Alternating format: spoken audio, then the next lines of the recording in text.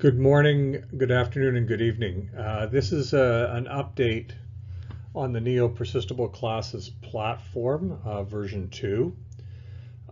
In the previous video, that 90-minute video, I really described the very essence of what the NEO Persistable Classes framework is from a version 1 perspective. With version 2, it's repositioned as a platform. It includes now a compiler for automatic generation of the persistable C#.NEO classes, enhanced state management, and a number of other features that are described later on in this presentation.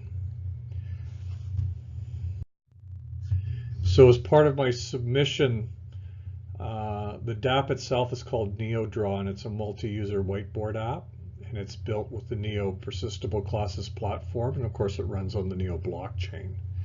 It also represents an advanced proof of concept distributed app for the platform. As a NEO C# Center of Excellence compliant platform, NPC e-dApp includes a suite of tools and libraries, frameworks, how-to documentation, and best practices for developing full-stack e-dApp using .NET, C#, C#.NEO, and the NEO blockchain. Just a few of those elements, that make up the platform include the NPC framework itself, the entity and domain model. We don't really refer to objects and object-oriented very often. It's about entities, creating entities that live in your smart contract that are automatically persisted, and that those entities live in a set of nested domains. So there's very high manageability in terms of how you store your entities and how you manage your entities in NEO storage. And that's the structured storage model. That's the next bullet there. A key implementation aspect of that structured storage, that NPC structured storage, is the NeoStorageKey Specification. We also can return those entities from your smart contract to your client-side application, and we've implemented some JSON entity deserialization, and you can find that in the NeoLux project. Once you start to use this particular dialect of C#, which we refer to as C# NPC for entity programming, it really takes on a different feeling. You become much more efficient. Your code is very, very clean. And so we refer to it as the entity-oriented programming model, supported by C# NPC, which is a specific, defined, documented version of C# that's supported by the NPC e-dApp platform. To make that real, there's a compiler that allows you to define model classes. Model classes are simply plain old C# classes that have whatever members or whatever field members you'd like to have in those classes. You run the compiler against it, and it expands those classes to provide all the capabilities that I've been talking about in terms of persistability, state management, and a whole plethora of things that make it easier for the developer. To support your understanding of all that code, there's a source code level execution cost profiler. So you can actually find line by line what statements are executed in volume, what the costs are, and further optimize the execution of your environment. The NPC framework, this capability or functionality that I've been describing, it is not very deep in the sense that the call graph is not very deep. It's not very expensive. It's wide. You'll find that your AVM files are large, but they're extraordinarily efficient, and and least cost to operate.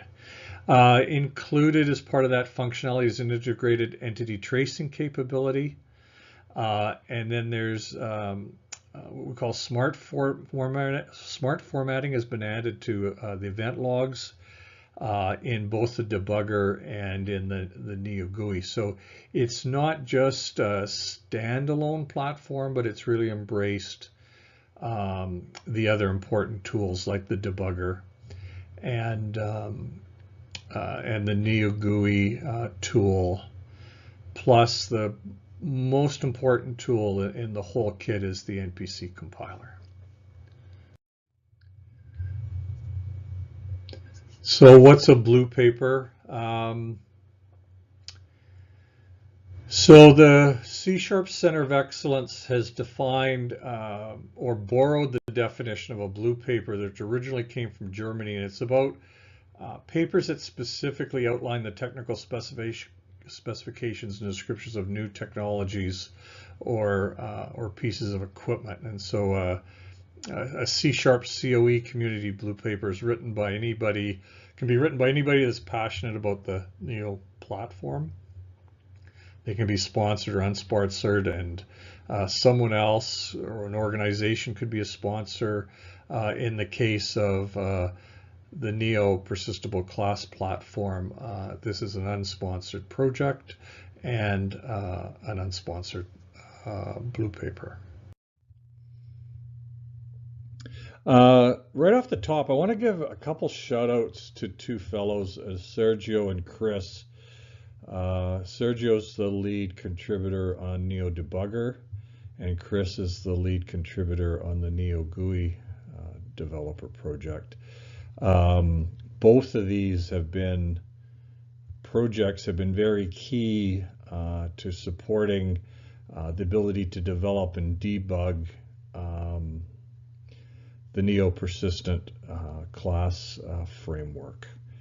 And I've been able to work with each of those guys to put some enhancements into the event log, to provide some special formatting for NEO addresses and different kinds of NEO keys. And you're going to learn a lot about something called NEO storage keys. So there's some support for NEO storage keys in terms of the event log. So instead of just seeing binary strings of things coming out there, you get more of a fatted repetition. Right? So, you know, Sergio and Chris have been extraordinarily patient and extraordinarily helpful, and I really appreciate everything they've done. Okay, so the agenda, I've got kind of a standard format that I use. We'll talk about the purpose of this presentation a little bit more. Give you a scenario to kind of scope what it is that I'm talking about, and then within that define the problem that I'm trying to solve. We'll do some analysis, particularly of the NEO platform and this what I call the C#.NEO language, and then look at some options relative to that analysis, find some options for addressing the problem, and then I'm going to show you the code solution, some test results, and a bit of a roadmap. This might be as long as an hour. I don't know. I'm not doing a dry run. I usually just do these once all the way through. So we'll see what happens. Okay, a few definitions off the top. So NPC is the acronym I use for the NEO Persistable Class Framework. A couple key new concepts. There's the NEO versioned app user. These are objects that are used to create NEO storage keys. I'll talk about those in detail, and I sometimes call those UVAs. There's NEO storage keys or NSKs. These are the key technology behind the level 4 collectible classes, NPC classes. And there's also NEO Kong, and Kong stands for key object notation for Geeks. That's another technology that's used to support NEO storage keys. Lastly, a few acronyms, if you want to call them that, to differentiate between the different species of C sharp programming languages we're going to be talking about. So C#.ms is the version of C# supported natively by the Microsoft C Compiler in Visual Studio 2017, and it conforms to the C# 6.0 specification. C#.neo is the subset of C#.ms that's supported by the NEO Neon.exe transcompiler, kind of as of January 2018. I don't think that's changed too much. And then I'm going to talk about a specific version of C#.neo, C#.npc, which is an explicit definition of the subset that's supported by the NEO transcompiler for .NET, and also follows some recommended and documented best practices for object-oriented contract development. So the purpose of this explanation is to explain the key drivers, behind the NEO Persistable Class Framework, as well as the range of design and implementation details. This is a very deep dive into the technology platform. So we'll give a complete description of C#.npc. and different strategies and options for supporting object programming capabilities that are found in C#.ms but not supported in C#.neo, and then some basic guidance for, given that we don't have all the capabilities of the full C#.ms language, what can we do when it comes to doing object-oriented smart contract development on NEO. And the substance behind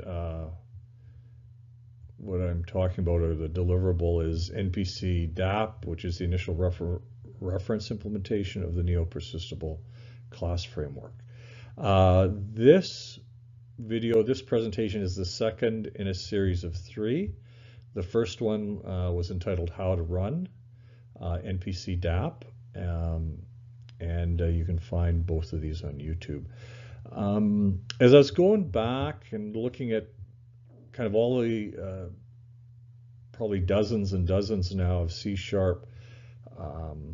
smart contracts, little C# smart contracts I've written to evaluate the C#.neo language, I was reminded that part of the inspiration came from this very simple sample that's in the NEO project /examples-C# project. So I want to give some recognition there as well. Okay, so let's go into section 2 on the scenario. And so developers on the blockchain platform have a variety of language tools, different environments, as well as other technology options to consider when developing smart contracts. C#, Python, Java, and others. And so as a scenario, this document specifically is targeting C#.neo smart contract development using Visual Studio. So continuing with the scenario, the diagram on the top right is part of the NEO blockchain architecture reference model for .NET developers. And you can find that in the MW Herman 2000/neo-charm project. And one thing I place a lot of emphasis on here, particularly in this upfront part where we're doing the analysis of the platform, is you really need to understand the platform quite deeply. And so let's quickly look at that, and using the the lettered bullets there as reference. So if we think of kind of the life cycle of developing, deploying, testing a smart contract in C#, developers start by developing their code using their favorite IDE and high-level language. So in this case, it'd be C#.ms. So A represents the C# source code, let's say, for the Hello World smart contract. You're editing that with Visual Studio. You're using the Visual Studio C# compiler that comes with it to create the Hello World DLL, and that's represented in an intermediate language called Microsoft Intermediate Language, which in turn would normally be compiled or down to machine code if it was a regular Windows app. But in this case, we have the neon.exe transcompiler, the NEO transcompiler for .NET. And what it does is it reads the DLL, the MSIL bytecode patterns there, and in turn creates a hello world.abm file, which represents the NeoVM bytecodes. And then that further goes on. You can use the Neo debugger to load your AVM and to run it. And then later on, you could use Neo GUI, Developer Edition, to deploy your code into the virtual machine onto the blockchain, testnet or private net to further test your code. The thing to note is that particular flow gains incredible value from leveraging the Microsoft .NET compiler stack, but there's also a significant challenge using this approach. First of all, Visual Studio doesn't know anything about the instruction set that the VM supports, nor does the Microsoft C# compiler. C#.ms implements the full C# 6.0 specification and simply knows how to generate MSIL files for that full C# language. On the other hand, the C#.neo compiler for .NET, the neon.exe, only supports a subset of the MSIL patterns generated by the compiler. So you've got, the Microsoft environment supporting the full language, but we have an execution environment, the NeoVM, and the compiler that only understands a subset of those MSIL patterns. So it becomes an interesting scenario trying to figure out at a C# source code level what patterns are supported in the C# language that in turn will be transcompiled into NeoVM bytecode and in turn will execute on the VM itself. So I call this subset of the C# MS that will ultimately be supported in the NeoVM C#.neo. And further on, we're going to describe something even more tightly, and we're going to call that C#.npc. So the questions we need to ask from this scenario is, what are the supported patterns of MSIL that Neon EXE supports? What are the good, better, best practices, to use to use C# in the Neo environment? And how do you work around what is important but not supported in C#.neo? The undocumented, if you will, version of C# that actually runs on the NeoVM. Okay, so I've already sort of hinted at the problem, but let me just knock it out here as a problem statement. Given that the subset of C#.ms that is supported by the Neon compiler and in turn, of course, the NeoVM is not documented, how do we proceed to exploit the capabilities of C#.neo? What are the supported patterns? What are the good, better, best patterns to use? And how do we make more tangible, beneficial use of this environment? The second major bullet there, how do we use C#.neo for sophisticated object-oriented development? That is something that is not being practiced in the community today, visibly practiced in the community today. Also, how do we support C# classes beyond just being nothing more elaborate than C++ or C# like structs? And that's about as far as you see classes being used today for smart contract work. So there's an example at the bottom.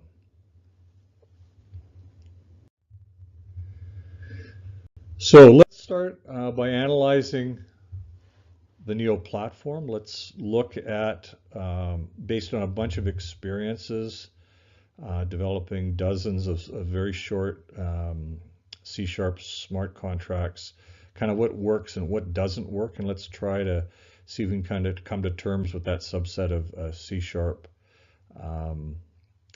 that we can use. So I have these little sidebar slides from time to time just to break up the monotony. And so I have a question for you. How is programming the NEO VM like learning to fly a flight simulator?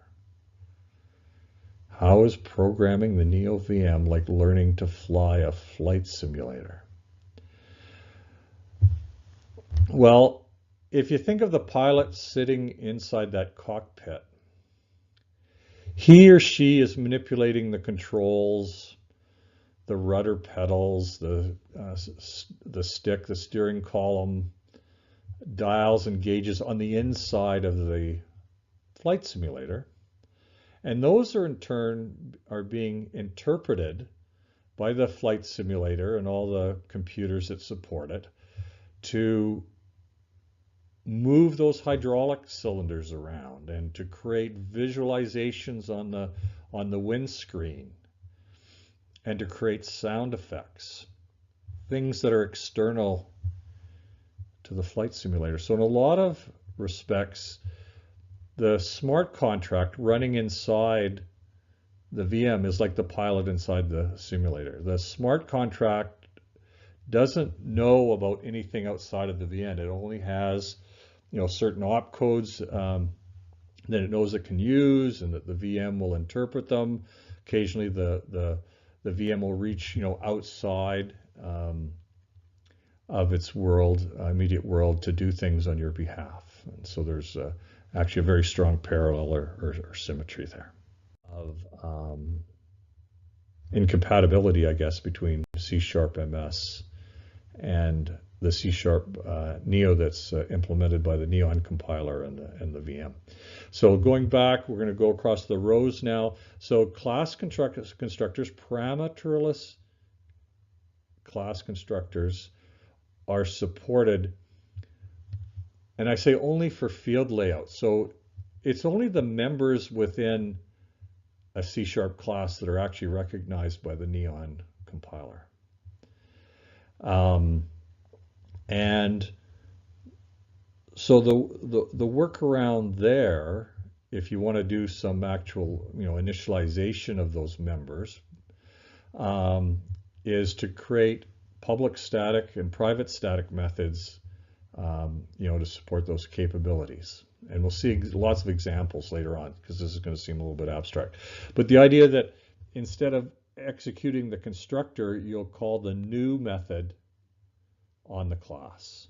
This is similar to the way that the dataset and data table technology in ADO.NET works. For example, you want to create a new row in a table, you invoke the new row operation on the table, and you get a new row. You don't use a constructor. And then having an internal initialize method, static private initialize method for setting the values there when there's no parameters. Going to the second row in the table, again, class constructors with parameters are not supported. Any of those parameters are simply ignored, as is, again, the body, the third row in this table. And so the way to support that is having a new public static new method that would take, let's say, an X and a Y type coordinate or whatever values are important for initializing your entity, and then it would return the entity. In terms of logic that's in the constructor, you could create variations, but in general, the pattern we follow is Every method that you execute against a class is a public static method. So here's public static foobar, and then it can have whatever parameters you want. When we talk about properties, which is implementing get and put capabilities on the fields in your class, the pattern again is to create public static methods like, set the x, set the y, get the x, get the y, as well as having just a simple set function in which you would pass all of the values to initialize the entire entity. Null valued variables in the middle of the table there are not supported in C# .neo. So how do you implement that? So a fairly important decision was made to start including a set of what are called system fields in the definition of each class. And so a really key one is the _state field. And it's an enum that's driven by the entity state type. And we'll see a lot of that example. So then we have the ability to create null instances of a class, just like we can new a defined instance of a class. We can create null instances of a class. Then we have like an isNull test to find out if the particular entity we're working with in our code is a null entity or a real entity. When it comes to data types, floating point and integer types, floating point is not supported, and integer data types I put partially supported. When I think of what are the native C# .neo data types, it's really string, byte, and big integer. And I say that it's only those three because those are the only three that are supported from a Neo storage perspective. So the ability to store values on the blockchain, the state of the blockchain, those are the only three that are supported. I say integer types, like int and int32, are partially supported because you can use those types, let's say for indices when you're looping through an array, and those sorts of things, but you really need to convert them to big integer if you want to store them. At the bottom here, switch statements, their implementation is not predictable. So in C#.npc, we recommend against them. When I say not predictable, what I'm saying is that the C# compiler, the Microsoft C# compiler, performs different kinds of optimizations at its discretion. So sometimes it compiles a switch down to an if-then-else pattern when it creates the MSIL code, and sometimes it compiles it down to an actual switch opcode in the MSIL code. The problem is that the C#.neo compiler, the neon.exe, supports if-then-else, but it doesn't support the switch opcode. And similarly, neither does the NeoVM. So rather than take a chance, I recommend just not using that, and that's kind of part of what we consider to be part of C#.npc. Fixed length arrays. There's probably a larger discussion here, but usually what you're trying to do is work with the data in a way that the NeoVM doesn't intend you to use it. So without going into too much explanation, the way that you work around that is you generally build up arrays, byte arrays, by using the byte concat operator. So you have an existing array, and then you can add new pieces of byte array to that. Similarly, if you're trying to manipulate the contents of an array, for example, assign to different elements of an array, either individually or in a loop, that's not supported as well. So concat generally is the solution there. In terms of different conversions to string, this is often in a scenario where you're trying to log messages back to the NEO event log. There's a couple of recommendations here that you can try. Lastly, at the bottom, enums. Enums are represented internally within C# or within the Microsoft C# compiler as ints. They are partially supported in the same way that integers and int32s are partially supported. So they're great things to use. Just be prepared to do lots of conversions from the enum to int, and then from int to big integer, depending on what you're trying to do. Okay, so those are the primary use case scenarios where C#.neo varies from C#.ms. The other part of the analysis was around looking at what sort of data type conversions are there, and the key class that helps you with that is the helper class within the NEO Smart Contract .framework namespace. So the ability to convert, strings and bytes to big integers to byte arrays, being able to concatenate byte arrays together, being able to convert hexadecimal strings to bytes. It's a very limited set, and it doesn't cover all possibilities. So it's important to understand this particular helper class. The other part of the analysis, because a key unique aspect of the NEO Persistent Class framework is its ability to persist objects, entities, into NEO storage, and also to be able to bring those back and deserialize them. So here, the interface to that underlying storage is through the storage class of the framework services.neo. And we have the get, put, and delete methods.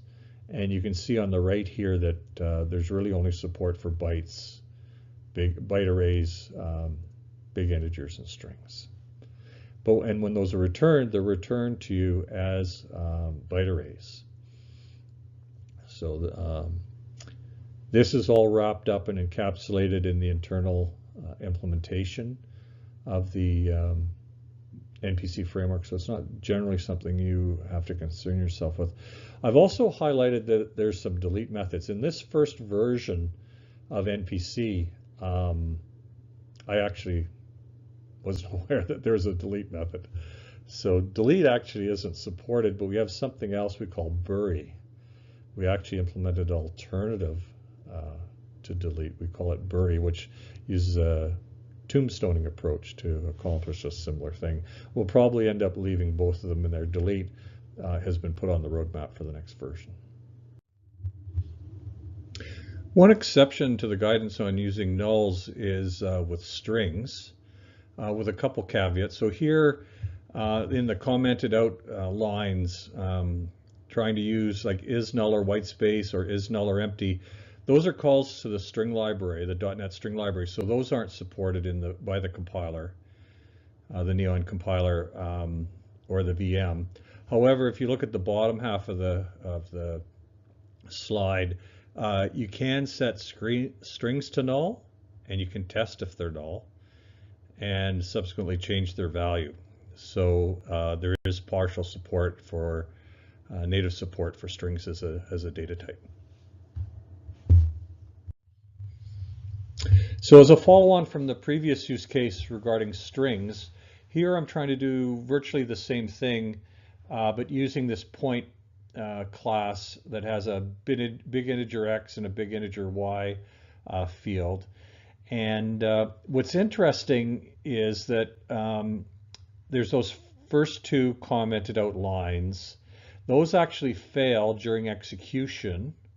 They compile properly but fail during execution when P is actually a reference to a point object.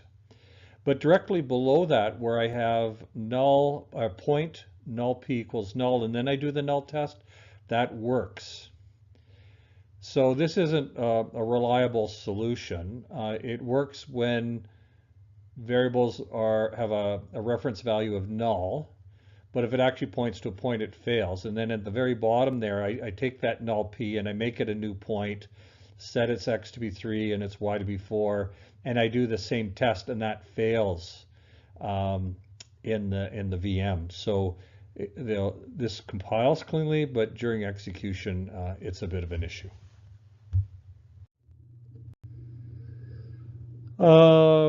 Further analysis was trying to understand all the different types of sort of Neo-specific things like addresses and accounts and public keys and private keys. And this is just a summary slide that was created from that research and might be helpful as people are trying to understand the Neo platform from a C# perspective. Another sidebar. So if previously we looked at an architectural slide that described the Neo development environment, this is the left side of the larger picture. This is the Neo virtual machine. And you can see in the green box there, that's the execution engine. That's the cockpit that we talked about before. That's where your Neo bytecode scripts run. And it's a sandbox, and they run securely and safely within that. The only things that they're allowed to use are those services across the bottom below the interop service layer. So there's a formally defined interop service layer, and there's a formally defined set of services. So you can access, for example, storage, the box marked X. You can access blocks on the blockchain using the service marked S, and runtime services, the box marked U, allows you to log messages onto the event log. So the Neo virtual machine environment is very well architected, fairly straightforward to understand. So all of that analysis that we've just finished around the language and what's supported and what's not supported, it's about what runs inside of that box labeled H, the execution engine. And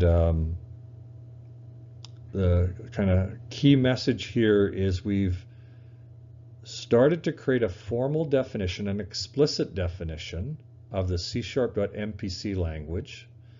And that's the subset of C#.MS that is supported by the NEO Compiler for .NET. And it follows recommended and documented best practices that you'll find in this document. C#.neo remains the label for the implicit or undocumented definition of the version of C# that's supported by the transcompiler.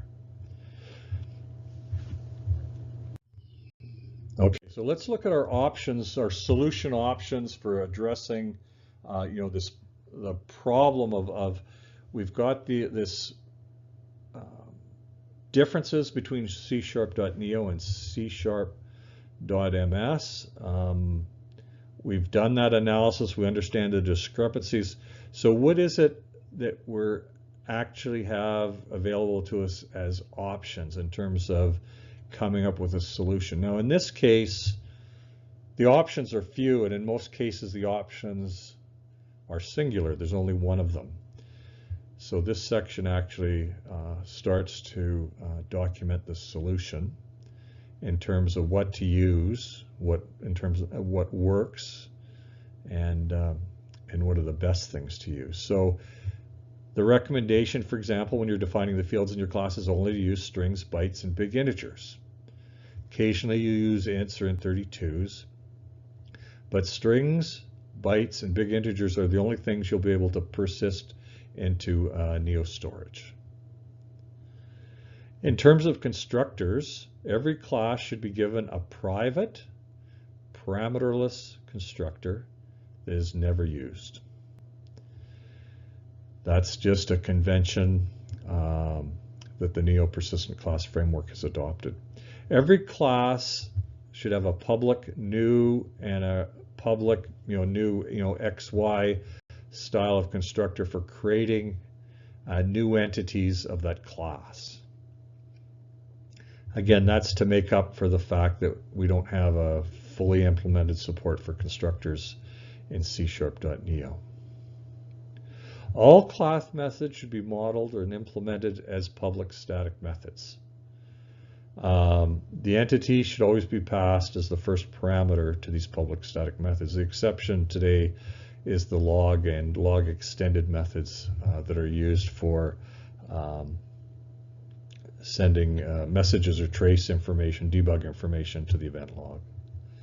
For null-valued variables, start by adding system fields to each class. In this particular case, the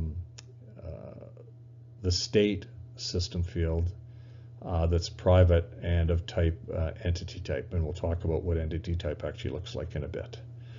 And that all of these system fields should be marked private, but they should have static public wrapper methods, for example, to test if an entity is the null entity or not. Use byte arrays whenever possible to minimize storage versus strings, which will take twice as much storage, as well as being the easiest way to work with from a NEO runtime library perspective.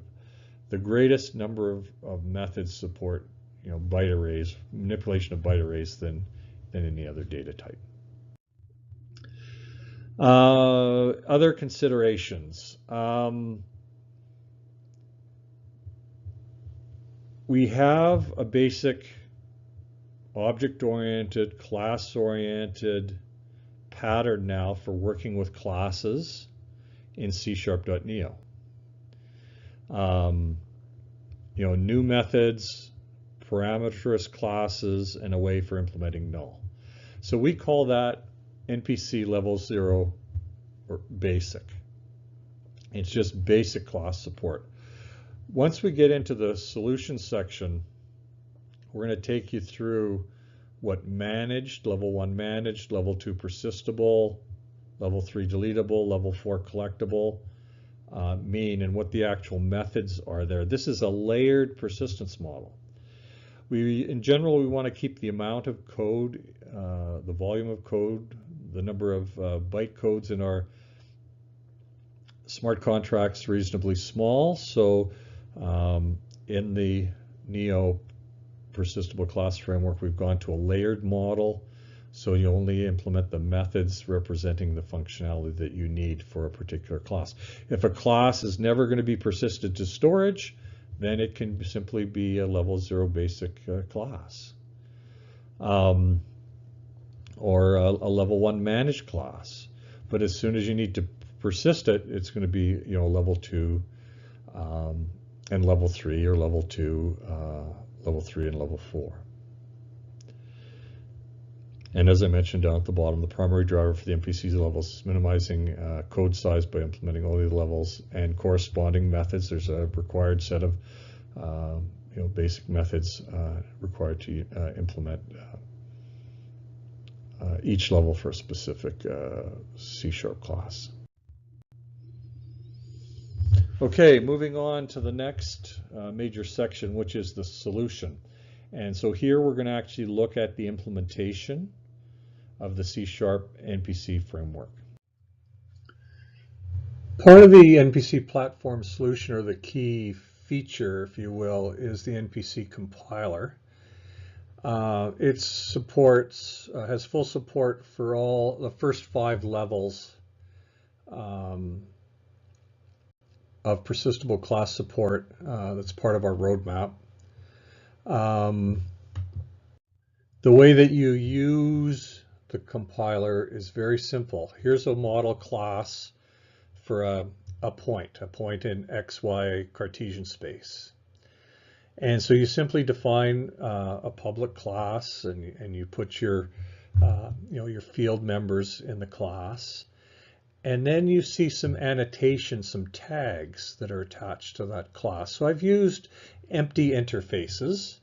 so that I didn't have to have anything extra like attributes or anything to add in terms of libraries, but you just define these 5 specific interface names.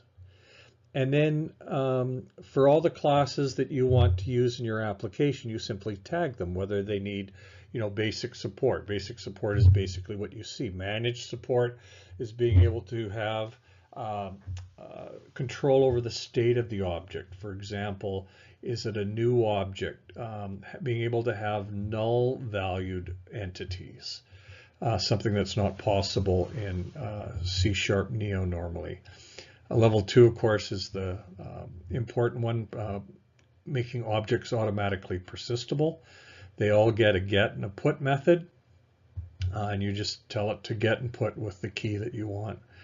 Deletable is a concept of tombstoning that I've described elsewhere. And then 4 is where the nested domains and the NEO storage keys come into play. And there's some very creative things that you can do there, and those are leveraged by the NeoDraw reference application. So the compiler runs, it scans your classes, and at the bottom there you can see that this particular project had a point class and a line class.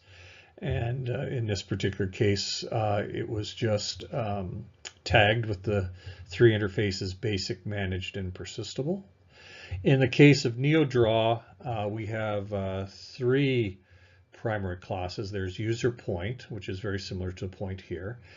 User credentials. NeoDraw implements a user directory on the blockchain. And then the last one is called NEO counter. And if you think of a supermarket or a delicatessen counter, that machine that they have where you take a number, the take a number machine, well, that's what the NEO counter implements. So the one class is able to implement an infinite number of different counters for your application, again, by using different domains as part of the NEO storage keys. There'll have to be a whole nother discussion about NEO storage keys, and probably a whole nother discussion about that simple class called NEO counter. The output. So at the top here by bullet A, that's your model class. Plain old C# class. It's not even a Neo smart contract. There's the point.cs, the one that I showed you before. There's also a line.cs. And you, again, bare bones classes where you just list the field members and you tag them with the interfaces. Against that, you run the compiler, and the compiler generates everything else you see, B, C, D, and E. And I'll go through those a little bit. So the compiler assumes that if whatever your project name is in A, in this case, NPC test cases.t1, that your smart contract is going to be called NPC test cases t1.main. And right now there isn't any tight integration between the compiler and Visual Studio, so we assume, the compiler assumes that the test cases.t1.main exists and that it's a Neo contract project type. C, you can see either at the bottom there or moving over here to the right, that's the implementation for line. You can see the level 0, level 1, level 2, level 3, level 4. If you've watched or read about any of the other NEO Persistable Class material, it's a layered framework. So in terms of being efficient, in terms of how much code is in your AVM file, you can select which layers you want, and they're somewhat mutually exclusive. And so all 5 of those files, or files, C# files, actually implement the line entity, and it's using a lot of partial classes to realize that. D is highlighting just some of the runtime runtime files, the Neo entity model, the Neo storage key. Again, that's where the real magic is. Neo trace is a utility thing. Neo versioned app user, that helps implement the nested domains, the hierarchical structured storage, and it works hand in hand with the Neo storage keys. At the bottom, like C, E is the implementation for points. In this particular example, and as I mentioned for NeoDraw, over here in A, there would be there's actually 4 files. There's the 3 classes: user point, user credentials, and Neo counter. And then the automatic code generation happens like you see on the right. There's also the ability, while you're creating your model classes, to implement or define your custom functions. So if you need more functions than the accessors and the persistability and the state management, something specific to the domain, for example, the Neo counter needs a take number function and it needs a give back number function. You can also define those as part of your model class. Again, a topic for a much larger discussion, but that becomes a very interesting way to implement reusable libraries using C#.neo, because you just need the bare bones class plus a simple C# file that has any functions that you need. And small, understandable, and then you bring them into your project and they just expand out here using the NPC compiler. Another sidebar. So this is the very first version of the NEO Persistable Framework, Persistable Class Framework. And so I've got a very specific approach I use for these kinds of new projects. So on the left here, we can see we're in the version 1 is make it work. So maybe there's some things that we have to work around or a little bit kludgy or whatever, but you know, it's about make it work and almost make it work at all costs. From that, we're going to get some learnings. And so we've been talking about some of those learnings already in terms of defining the C#.npc language. Then we're going to move to a make it work better and make it work right subsequent versions. And those help guide our roadmap as well. So the first step of the roadmap, make it work. Second step in the roadmap, make it work better. Third step in the roadmap, make it work right. All based on learnings from the previous efforts, and that's what I'm trying to highlight here. There's actually an article, how do we think about how we work, on my blog site, hyperonomy.com, that you might want to take a peek at. Okay, so section 6 here on the solution, i.e. the design and implementation of NPC, has several sections here, and this is probably the longest section in the blue paper. So we'll start right into that. Okay, NPC level 0 basic.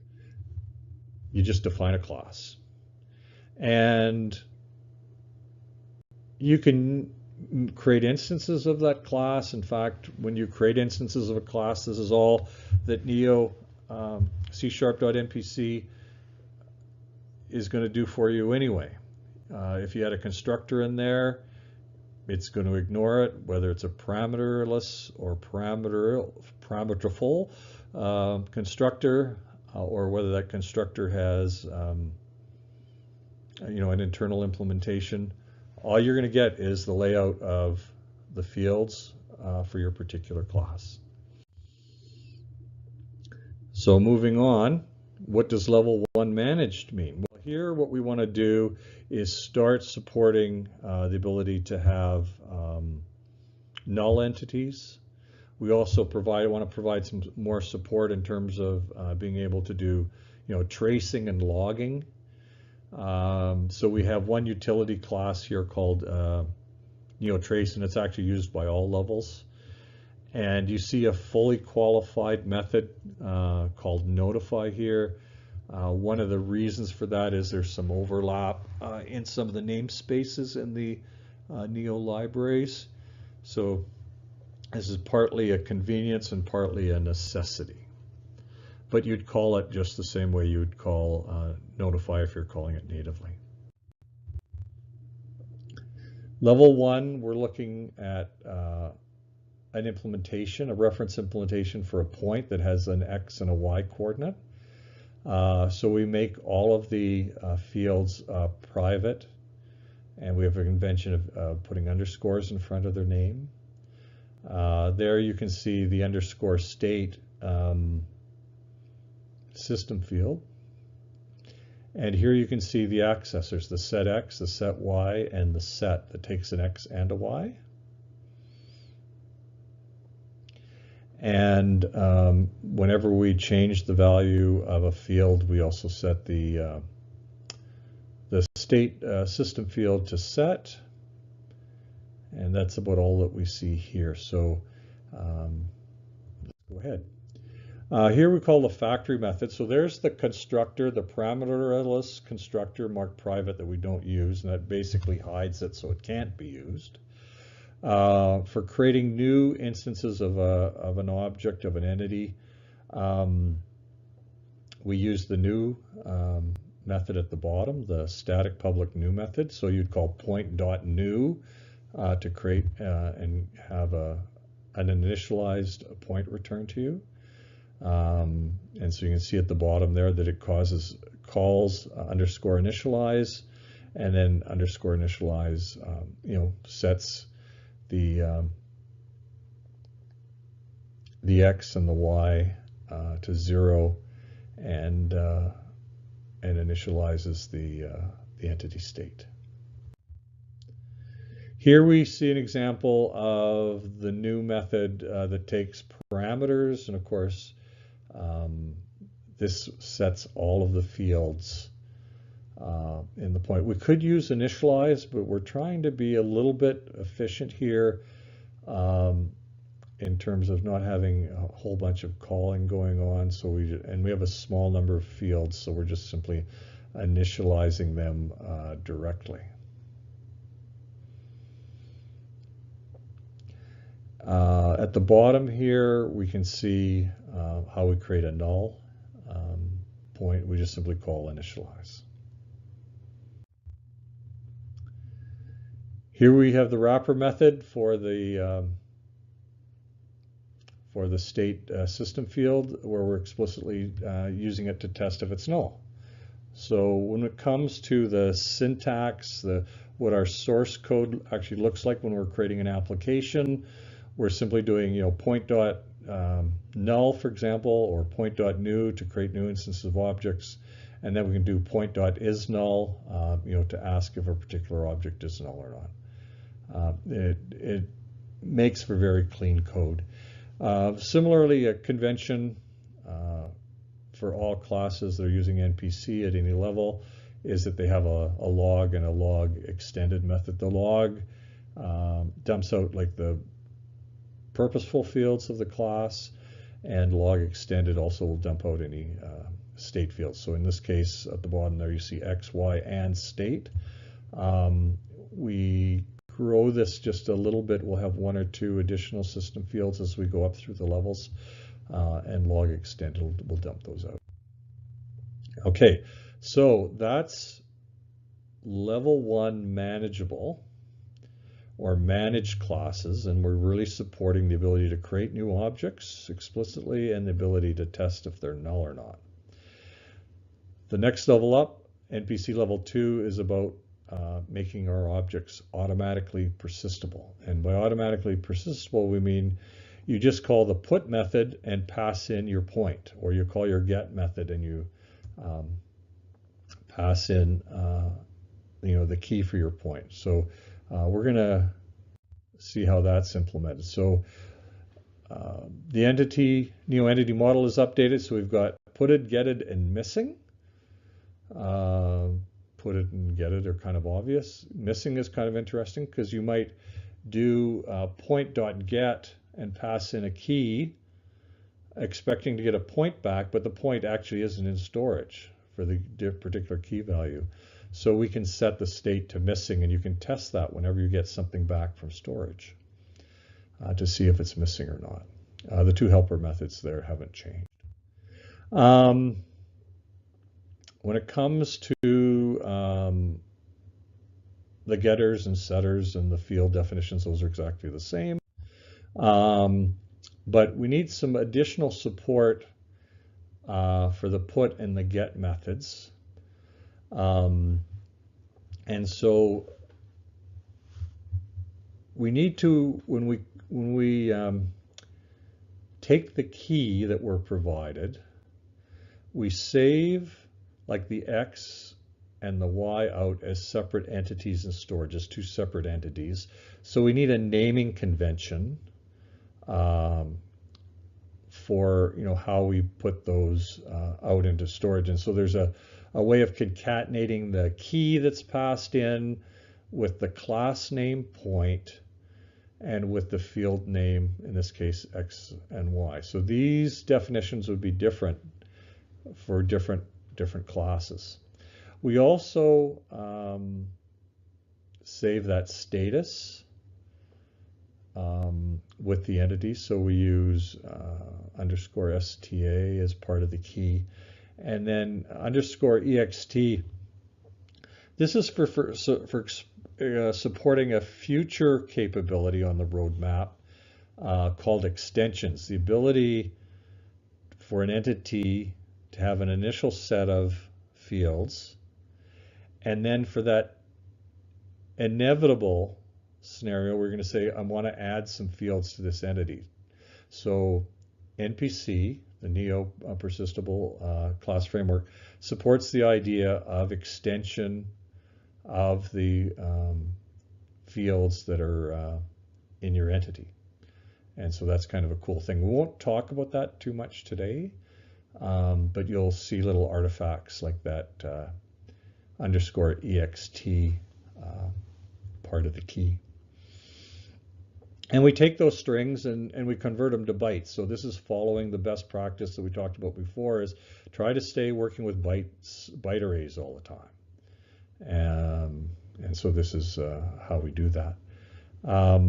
At the bottom there, you can see how we're starting to form part of the key. So this is for plain old string and plain old byte array keys. This is different from the higher level layers where we're starting to use NEO storage keys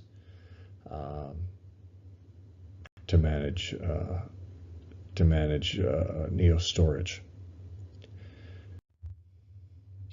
So in the factory methods, these are the same. These are unchanged from before. The new and the null are unchanged from before, as are the null and log and log external methods. For these first few levels, I'm going through all of the methods in each of the classes. As we get up into the higher level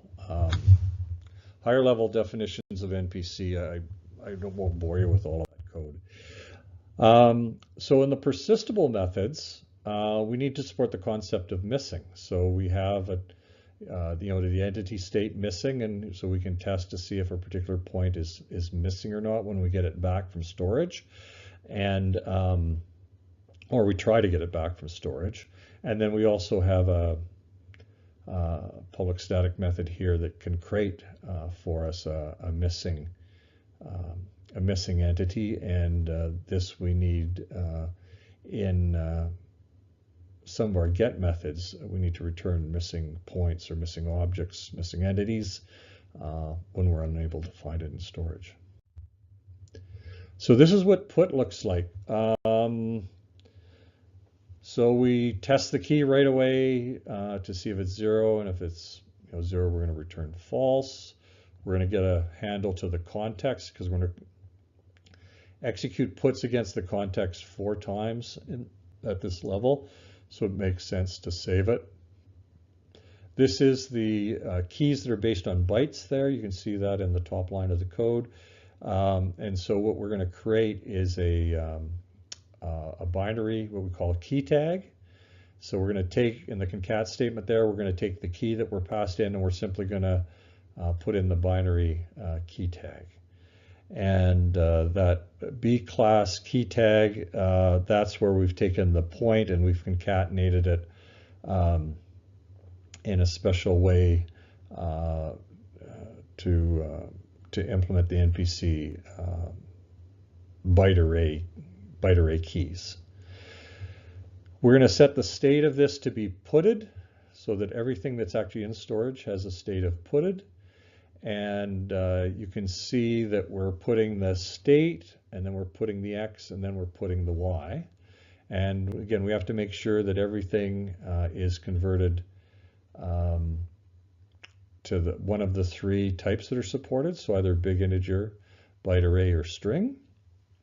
And we can see that taking place there for the underscore state system field. So when we use this in our application code, we're just going to say point, class name point dot put. We're going to pass in the point, and we're going to pass in the key. It makes for very elegant, clean code and wraps up a lot of stuff that we don't have to worry about. Here's get. Get is a little more complicated because we have to test to see if the thing exists.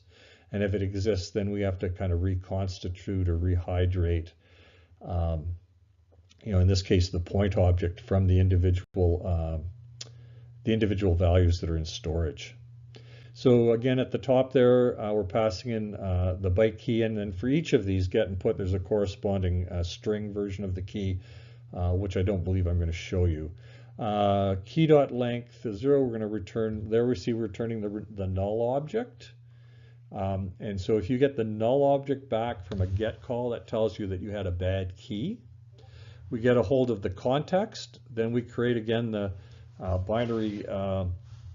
binary key tag with the key that's passed in, plus the suffix that it defines this as a point. We create our variable P, and we're going to go out and do a get on NeoStorage, looking for the underscore status field. If we don't find it in storage, it means the point doesn't exist under that key. So if bsta.length equals 0, then we're going to return you the missing point, saying no, we couldn't find it in storage. If the status comes back and it is non-zero, it means that the point is there and that we can assume the other fields are there. So we get the extension, again, just to follow through on what we've been doing all along. We convert the status that we had to an integer. We're going to convert it then to an entity, and we should be using our helper method here. And then we start to create the point. We create the X, turn the X into a big integer, the Y into a big integer after we get it back from storage, and then we set the underscore X, underscore Y, and underscore state values. And finally, we set override actually the state at that point to say that it's getted. So there's a few peculiarities there. But again, we're in the make it work stage of delivering version 1 of the NPC framework. So that's get. Okay, deletable. So as I mentioned when we were looking at the storage class, the NEO storage class, I had kind of overlooked that there was a delete method and had this strange craving to implement tombstoning.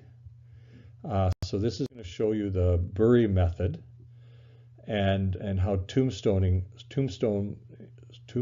is implemented at level 3. For those of you that aren't familiar with tombstoning, it's often used in environments where you have replicated data, like let's say Active Directory, where directory information is being replicated across a number of Active Directory domain servers. And there may be replicas of a particular object floating around in the replication network. And so you can't just delete something. What you have to do is mark it as deleted, and we call that tombstoning. It's like putting a tombstone on top of the the entity, so that we know it's not there or not supposed to be there, but we're not ready to physically delete the entity. And that's the strategy that we're using here for what we call burying an entity. So all we're doing is adding another state, and the entity, that's cool, is buried. So here's where we check to see if the state is tombstoned or not, and we can actually, create a tombstone object, and we'll see how those are used when it comes to the bury method. So bury here, again, there's a version of bury that takes a binary or a byte key, and a version that takes a string key. There's also a version later on that will take a NEO storage key. So you see that the pattern here is very similar actually to a get. Before we can bury something, we have to actually find out if it's there or not. So if it's not there, we're going to return the missing object. Otherwise, what we're going to do is create a tombstone. And if you remember on the previous slide, a tombstone reinitializes everything to 0. And then what we're going to do is we're going to save that into storage. That's what those next 3 put statements do. And so this not only is going to tombstone it, it's actually going to 0 it out as well. Having realized that there's a storage.delete method, this implementation will likely change so that tombstone just marks it as tombstone and doesn't actually overwrite the data, because if you want to overwrite the data or hide or delete the data, you'll be able to call the delete method in the next version of NPC. So that makes it fairly easy to use. And these, of course, are very efficient. There's not a lot of code here. So we've not only found a nice way to express ourselves when we're writing applications, but the implementation, execution time implementation is very efficient from a code size perspective, as well as an execution time perspective. Level 4, collectible. So collectible is where we implement these strange beasts called network storage keys. So nothing really needed to change too much here in the NEO entity model. You'll see that in addition to tombstone, there's another thing called not authorized. That's looking to something that we have in the roadmap to be able to do authorization based on the user that's invoking the smart contract, being able to control what persisted entities that caller has access to. So that's not supported in this level 4. But it's snuck in on this to the slide. And at the bottom, we also have created some static read-only byte arrays for null script hash and null byte array. Just some utility variables that will help us support the implementation of NEO storage keys. Here's a brand new class, a brand new utility or internal class called NEO versioned app user. That's a mouthful. And really the whole idea of the collectible level of support is to be able to have something better than just simple string keys or simple byte keys. And I should have a slide for this. I'm actually going to do a third presentation that's going to go into these a lot more deeply. But if you think of the value, the x coordinate of a point, it lives almost within a namespace. So x lives within a point object. There may be an array of point objects. So it might also have an index or an element. That element might live within a particular user context. The invoking user, and then that user might be running a particular application. So going from the top down, the outer scope is what is the application that owns this data, and we have the app name, the major, minor, and build number for that application. We have a particular user that's using that, and we identify them by their script hash. And you don't see it here, but the full implementation of NEO storage keys goes down to the class type and then the index within that class. And we'll explore that some more. But we start off with this helper thing called NEO versioned user. It's a versioned application, a user within a versioned application. And we have a bunch of set and get methods for each one of those methods, so there's nothing too interesting there. At the bottom we have methods where you pass in all the parameters, basically the app name, the major, minor, build, the script hash. So this is just getters and setters like we saw for the point class. Here is NEO storage key. So you can see that it is similar to a versioned app user in that it has the same first 5 fields, but it also has the class name, index, and the field name. These are all the properties needed to key or specifically identify an atomic value in NEO storage. So for example, if we think of an x coordinate having the value 10, we're going to store 10 as the value, and the field name will be x. The index will be whatever it needs to be, 0, 1, 100, 1,000, 1,000,000. The class name, the user script hash, the build, etc., all the way back up. Again, a third video talking about NEO storage keys and NeoKong, the key object notation for Geeks, will be discussed there. So here's how we create a new storage key. We pass in a new versioned app user object and the class name, and here we copy those values over from the NEO versioned app user, the VAU. And here we see the first example of not just defining these public static methods, but how you use them. So we can see that we've defined a class previously called the NEO versioned app user, and then we've got public static methods like get app name as byte array, get major, get minor, get build, get script hash, and we pass in the name of the object. So if we are using full C# for building a conventional Windows desktop application, we would be using VAU and dot the method name. That's not supported in C#.neo, so this is the alternative way, and it ends up being fairly elegant and fairly clean.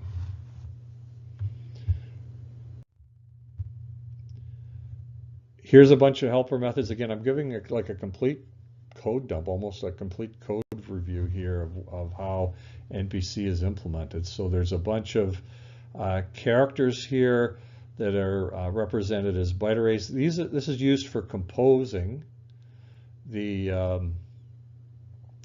NEO storage key using the NeoKong format, and we'll see an example of that in a minute. In fact, we see it right here. So it looks like a lot, but basically what we're doing is just, for example, taking a left brace and the letter A followed by a colon, and then we're putting the type, whether it's string, byte array, integer, and then an equal sign, and then the name of the app, the string representing the app, followed by a semicolon, and this repeats itself. So it kind of looks a little bit like binary JSON, and there was some inspiration there from the BSON specification. But this encodes all of those fields that we saw before into a single byte array. And for me, this is really at the core and the heart of the NPC framework, how we encode and use these storage keys.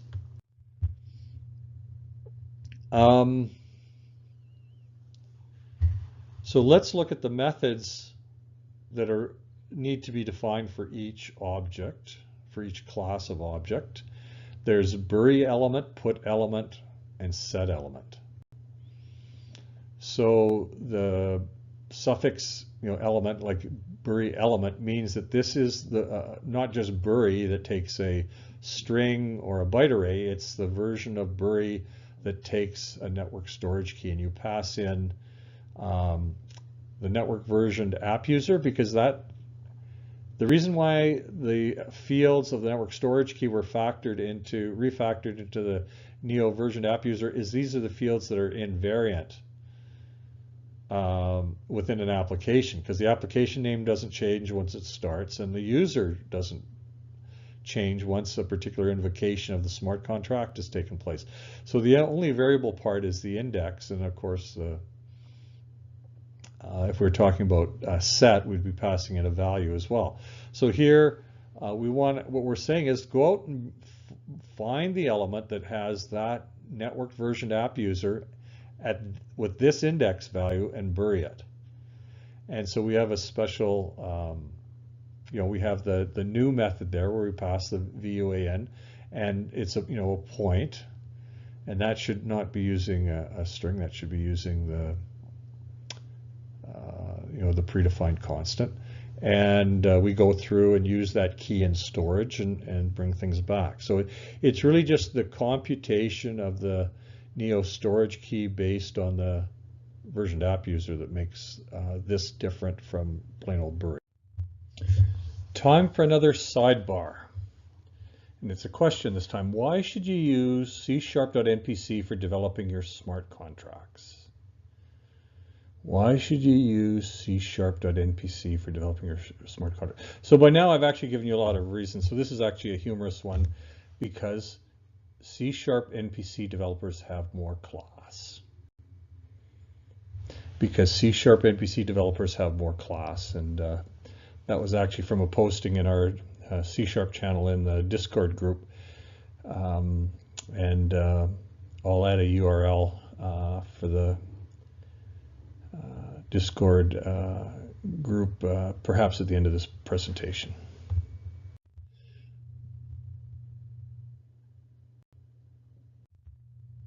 So let's look at some test results. So part of the NPC DApp is these 6 test cases that can be executed. And we'll go through each one of them and explain them, I guess, as we go. By looking at the test cases, you'll be able to see the style of object-oriented programming that's supported. You can appreciate the nice clean syntax, and again, it gives you some. All of these calls, for example, to neo trace.trace end up in the event. Methods don't do anything with storage, so nothing happens in storage. This is just there for completeness.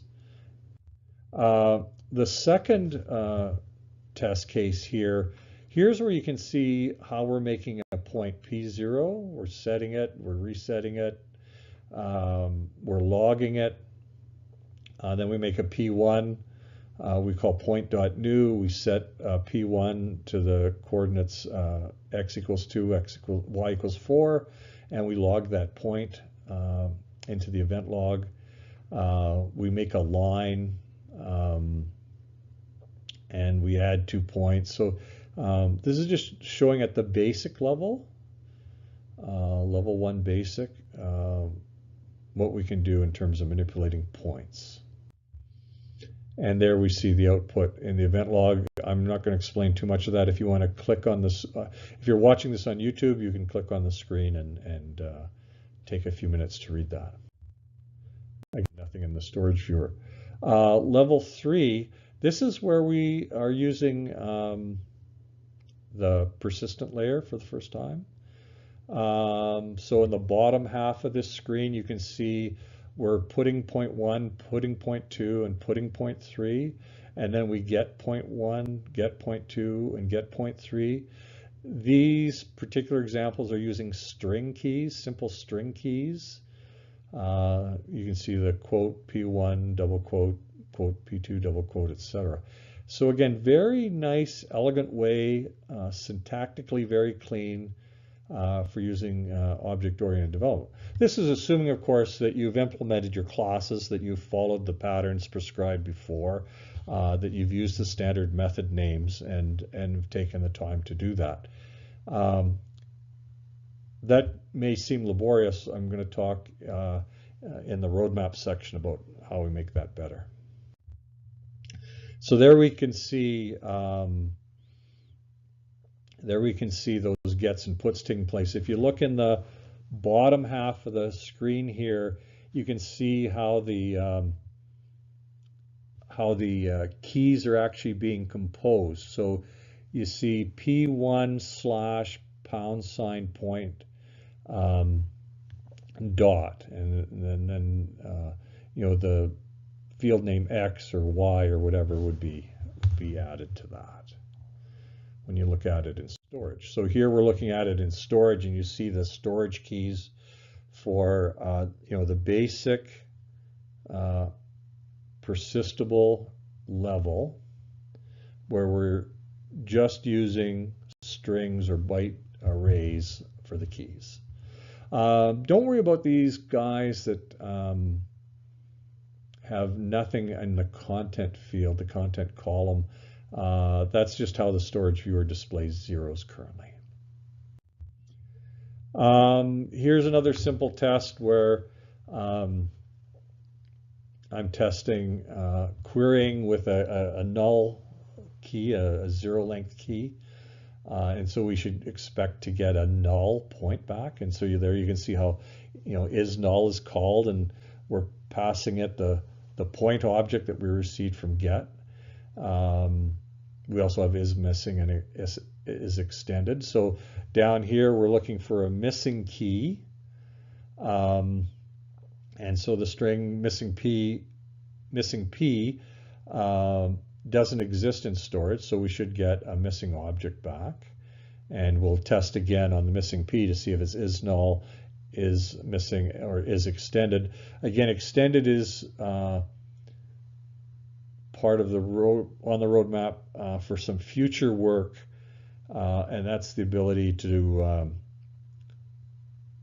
extend the number of properties that are available for an entity. And so sometimes when you pull an object back, you may want to test to see if it's been extended, so that you can go back and ask for the values of the extended properties. That's not implemented in version 1.0. Just the extended method is implemented.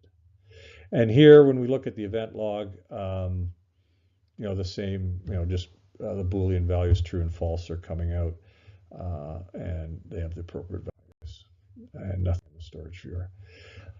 Here is where we go to the level 5 or level 4 collectible layer. And so the collectible layer is where we're using NEO storage keys, and we can support indexed collections of objects. So down here where we see index equals 24, just below that, we're going to put index equals 24 out into the trace, and then we're going to take the point P4 that we created above, and the versioned app user object we created above, and that index of 24, and we're going to put that out into storage. So you can see that it's pretty clean and simple to use collectible keys, and at this higher level. So we going to put 24 at index 25 again, and then we're going to go down and we're going to do get element on those to get them back. And you can see that happen. So let's look at the trace here. Just underneath where it says test network storage keys, we can see that we're creating a new point, and it was initialized, and we dump out point 4 that has the the 10 and the 14. Right in the middle there, you can get an idea of what a a network storage key looks like. It's pretty small print, but if you see the lines that have $BSK in them, $BSK, those are lines that are network storage key, or excuse me, NEO storage keys. And the dollar followed by 3 letters is an extension that was added to the vent log in Neo GUI, and it's a format directive. It says rather than just treat this as a binary string, I explicitly want you to treat it as, in this case, a binary storage key, and do some special parsing. So that's why it appears partially parsed like this, and not just as a byte array. And here's what the keys actually look like when they're in storage. So they're relatively efficient. They're all byte arrays, and part of a substantially higher NPC level is the ability to do further optimization on these keys, a way of compressing these keys to probably half their size. So it's still quite an efficient way to represent things. The last test here, as we get close to the end, is actually 2 pages of code. So we're just dumping out some script hash stuff here, which isn't so interesting. At the bottom, we're creating a point P4 with the values 10 and 12. And then here we're looping through, from 30 to 40, and we're putting updated values of the point P4 at each of those indices. We're just before the put element, we're setting the x coordinate of P4 to be plus index and the y coordinate to be minus index, and then we're putting those.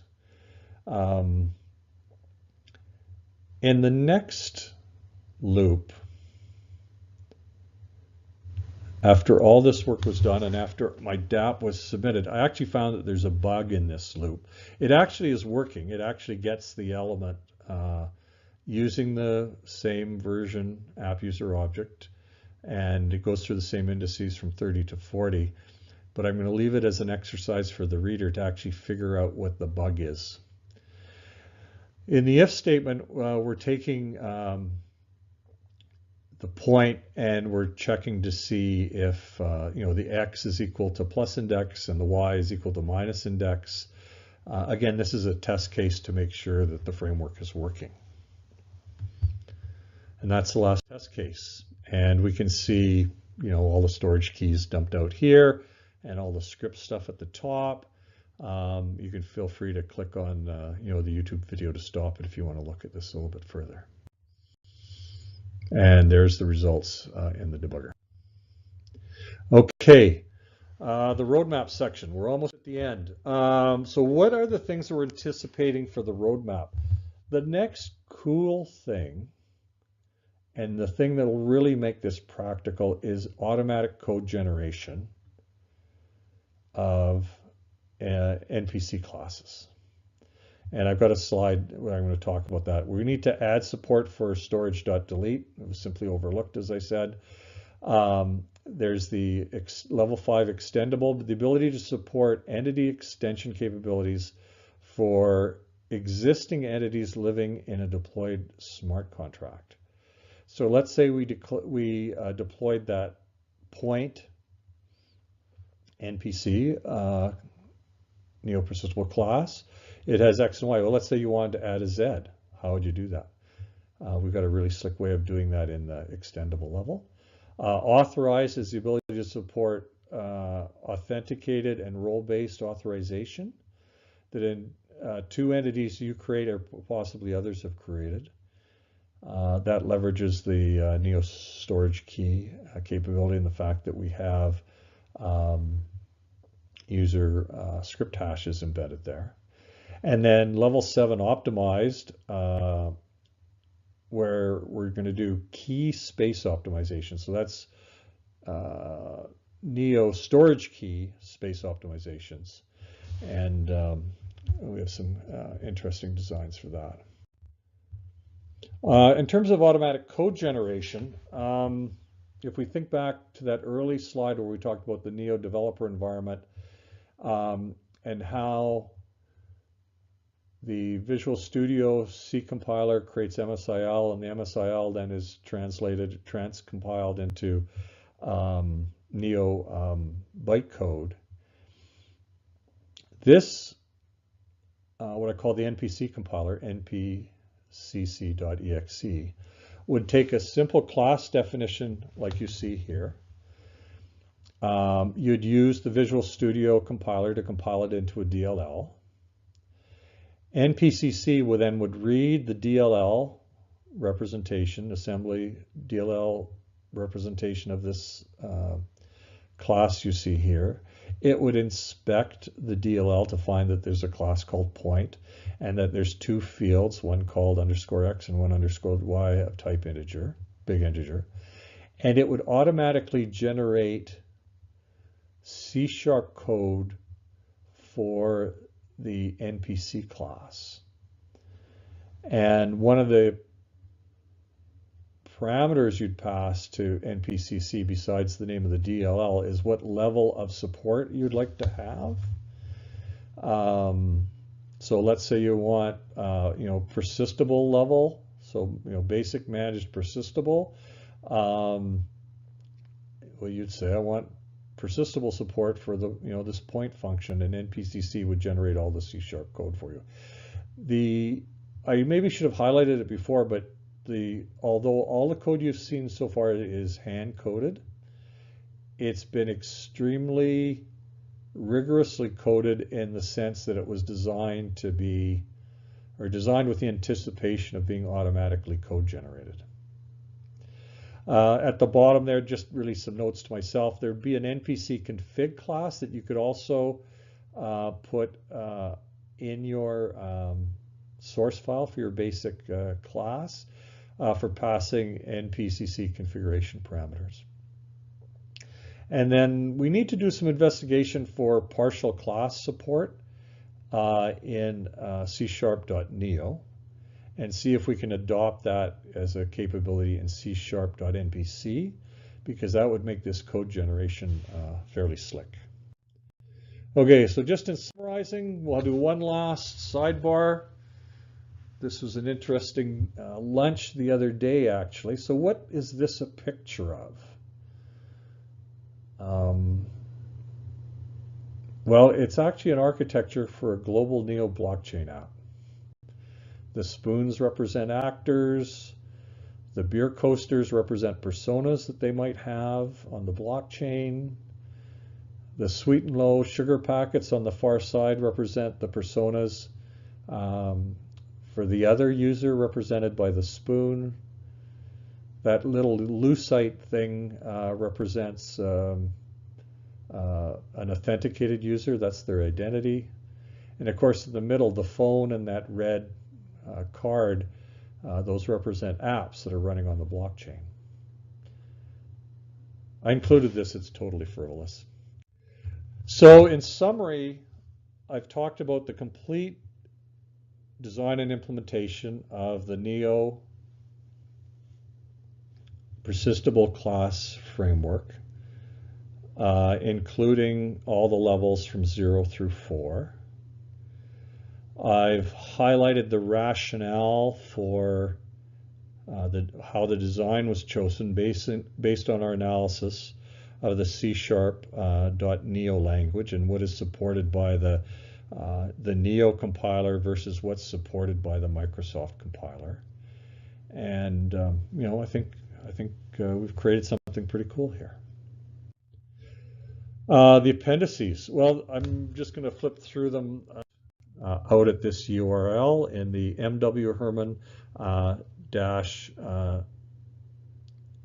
/neo-charm project, where you can read more about that.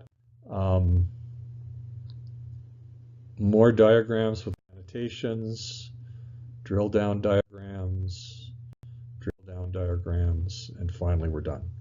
So if you have any questions, you can find me on Discord, Michael Herman in Toronto, or you can send me an email at the address you see here. I know this has been a long slug, about an hour and 25 minutes. I appreciate your time, and I look forward to your feedback. Licensing and copyright. The NEO Persistent Class Framework is copyright by myself, Michael Herman, and it's licensed under the MIT license.